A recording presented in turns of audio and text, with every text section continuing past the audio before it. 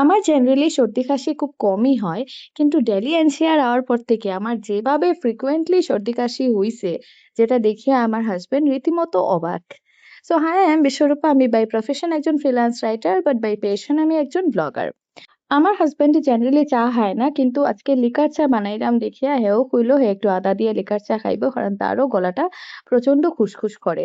আর daily এনসিআরে এত pollution যে কারোর লাইফ স্প্যান যদি 70 হইয়া থাকে তো এটা কমিয়া 60 আই যাইব, মানে এই রকমের ভয়ানক অবস্থা।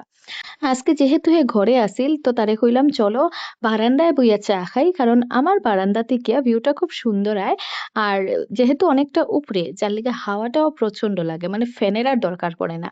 তো চাটা খাইয়া সন্ধ্যা বাতি উত্তি দিয়ে আমরা একটু বাইরেই গেছি। আমার একটা চেইন 2 মাস আগে ঠিক করাইছিলাম, এটা আবার ভাঙি গেছে।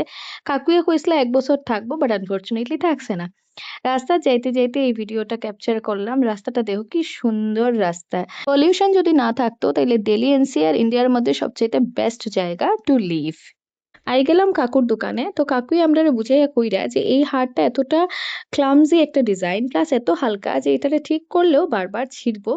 সুতরাং এটার পিছে আর টাকা ইনভেস্ট করিও না। কাকুর দোকান থেকে বাইরেই মেয়ের আবদার, তাই পেস্ট্রি খাইতো, ডোনাটস খাইতো। এদিকে বাবার সঙ্গে দেখো আর্গুমেন্ট করে, খেনে বাবাই তাইরে ডোনাটস দিল না, খেনে তাইরে খালি পেস্ট্রি দিল। তাইর একদম মনোপুত হইছে না। যাই হোক, বাচ্চা তো, তার আর কত ডিমান্ডই থাকে, সবকিছুর সঙ্গে হ্যাঁ মিলাইলে হয় না। বাড়ি আইয়া বানাই নিলাম রুটি সবজি, কারণ কালকে তার বাবার আবার অফিস যাওয়ার আছে। এই সপ্তাহেই মোস্ট প্রবাবলি তার লাস্ট অফিস যাওয়া, তারপরে হে চাকরিটা ছাড়ি দিব।